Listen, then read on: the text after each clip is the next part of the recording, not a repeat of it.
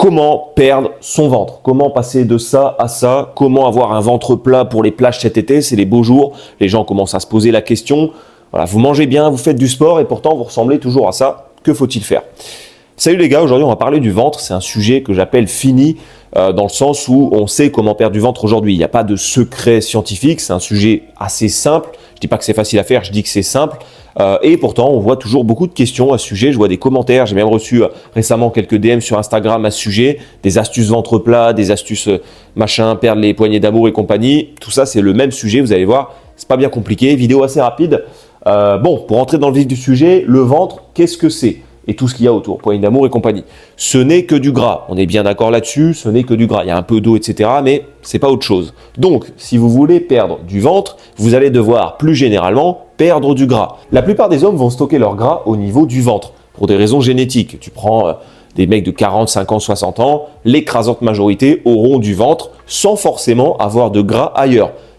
Petites cuisses, petites épaules, petits bras, mais du gras au niveau du ventre. Le gras ne va pas se déposer de manière uniforme. Pour des raisons génétiques, des raisons hormonales, l'homme va stocker au niveau de la sangle abdominale. Donc, la femme sera différente. Si vous avez bien compris, le ventre, ce n'est que du gras. Si vous voulez perdre du ventre, affinez votre taille, vous allez devoir perdre plus généralement du gras. Et encore plus généralement, si vous voulez perdre du gras, vous voulez perdre 5 kg de gras, il va falloir perdre au moins 5 kg de poids total, de masse corporelle.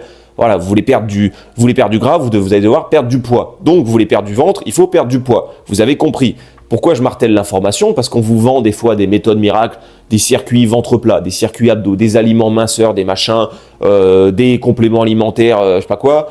Ça ne fonctionne pas si vous ne respectez pas ce critère qui est de perdre du poids. Et si vous arrêtez quelqu'un dans la rue, vous lui demandez comment je fais pour perdre du poids, personne n'est con au point de ne pas savoir. Tout le monde va vous dire tu manges moins, tu bouges plus, tu perdras du poids. C'est la vérité. Donc, si vous voulez perdre du ventre, vous avez compris, vous devez perdre du poids. Donc, mangez moins, bougez plus. Et c'est là qu'il y a un premier problème. La plupart des gens qui n'arrivent pas à perdre du ventre font déjà du sport. Enfin, j'ose espérer. Hein. Les commentaires que j'ai vus passer, c'est des gens qui me disent « je ne comprends pas, je fais du sport, je fais attention à ce que je mange, etc. Je ne bois pas d'alcool, je fais attention au gras, au sucre, machin, et je ne perds pas mon ventre. » C'est le sujet du jour, c'est l'erreur que je voulais vous présenter dans cette vidéo. Pourquoi vous n'arrivez pas à perdre malgré vos efforts?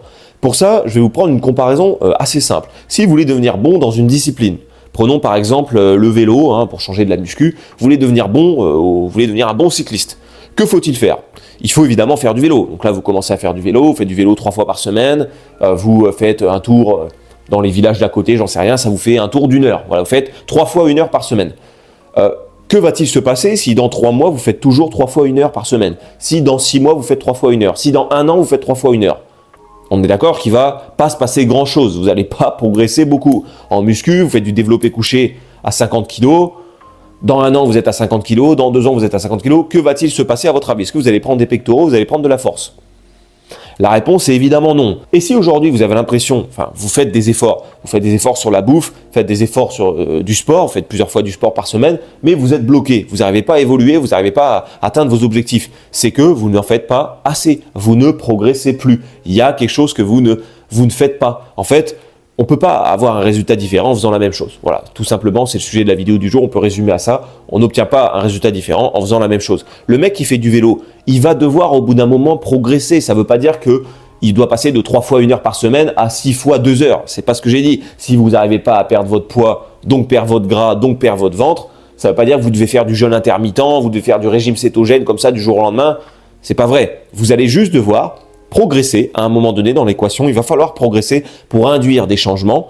Et cette progression, c'est l'astuce de la vidéo du jour également, cette progression, elle doit être incrémentale. Elle doit être petit à petit, elle doit être douce. C'est-à-dire que tu ne peux pas tout changer du jour au lendemain. La plupart des gens qui font ça foncent dans le mur. Vous passez de 3 entraînements par semaine à 1 heure en vélo à 6 entraînements 2 heures. Soit vous allez vous flinguer les genoux, soit vous allez être crevé, soit vous allez déprimer parce que c'est trop. Vous n'arrivez pas à tenir ce rythme.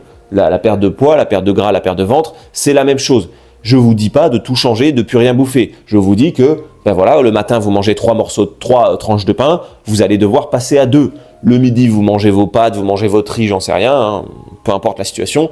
Vous allez devoir enlever une cuillère par-ci, une cuillère par-là. Ça ne veut pas dire que vous allez devoir supprimer toutes vos sources, manger que des légumes et compagnie. C'est pas ce que j'ai dit, hein, c'est pas du tout ce que j'ai dit. Si vous faites 3 fois 1 heure par semaine de vélo, Une bonne approche, c'est peut-être de se dire, je fais 3 fois 1h10, je fais 3 fois 1h20. Et peut-être qu'après, je repasse à 1 heure, mais je rajoute une séance. Je fais 4 fois 1 heure. Donc, je suis passé doucement de 3 heures par semaine de vélo à 3h30, à 3h40 et à 4 heures. Après, je divise en 4 séances, etc. J'y vais doucement. Après, on a tous des emplois du temps. Dans cet exemple-là, si c'est votre activité, vous faites du vélo, vous faites de la piscine, j'en sais rien, vous n'allez pas pouvoir y aller 5-6 fois par semaine peut-être. On a tous des vies, on a tous des plannings plus ou moins chargés. Ben, à ce moment-là, il faut faire des petits pas dans la nutrition. Je te dis, tu manges un peu moins. Mais il ne faut pas tout faire d'un coup. Tu vas foncer dans le mur. Et vous verrez que la plupart des gens qui n'arrivent pas à perdre, c'est soit ils ont essayé d'aller trop vite, ben, ils ont essayé de griller les étapes, soit ils font rien de plus que la semaine d'avant, que le mois d'avant, que l'année d'avant. Et si vous comprenez bien ça, si vous comprenez qu'il faut faire un petit pas au niveau de la bouffe, au niveau du sport, etc., vous réussirez. Au bout d'un moment, vous réussirez forcément, c'est mathématique. Vous dépensez plus ou vous mangez moins. Ça va se passer au bout d'un moment. Alors, ça ne veut pas dire que tu vas devoir éternellement en faire toujours plus, manger de moins en moins, éternellement faire de toujours plus de sport, etc. pour atteindre tes objectifs. C'est pas ça. Ce qu'on dit, c'est que actuellement, tes efforts ne sont pas suffisants pour passer de ça à ça. Parce que si tu es comme ça, que tu es bloqué et que ton objectif c'est ça, tes efforts ne sont pas suffisants. Tu ne mets pas assez de choses en place pour être comme ça. Et en mettant plus, au fil du temps, au fil des mois, quand tu auras ton résultat, tu sais que c'est ce niveau-là que tu dois avoir dans la bouffe, dans l'entraînement, etc.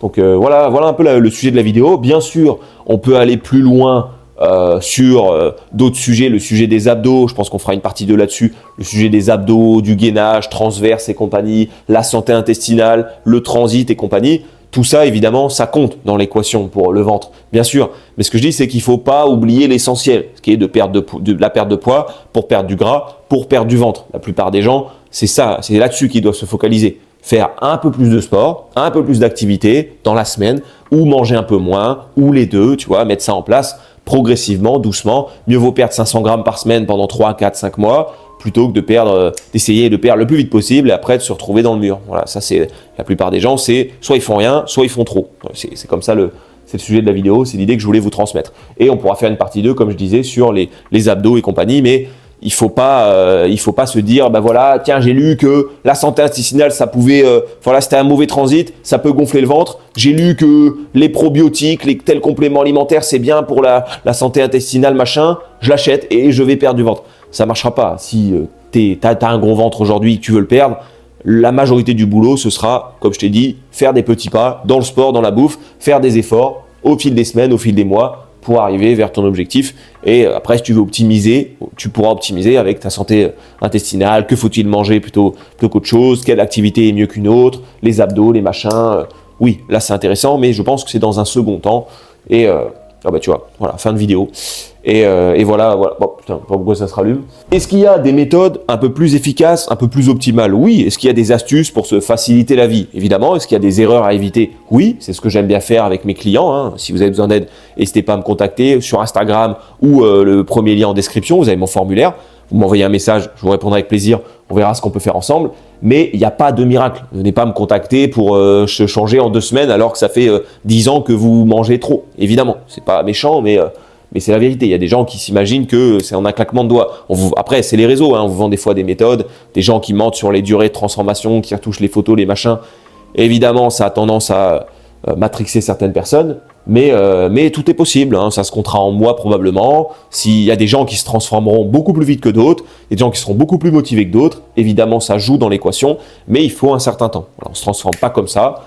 Il faut faire les choses dans l'ordre et y aller doucement pour pas se retrouver dans le mur, pour pas avoir des problèmes même psychologiques ou même physiques, de métabolisme, etc. Évidemment. Bon les gars, voilà pour le sujet du ventre, j'espère que ça vous aura plu. On fera une partie 2 sur les abdos, le transit et compagnie, je pense que ça peut être intéressant pour aller un peu plus loin dans le sujet, mais n'oubliez pas la base, perte de ventre égale perte de gras, égale perte de poids, y aller doucement, étape par étape, progresser mais pas trop vite, doucement, un petit effort au fil des mois et ça se passera correctement. Allez les gars, à bientôt, ciao.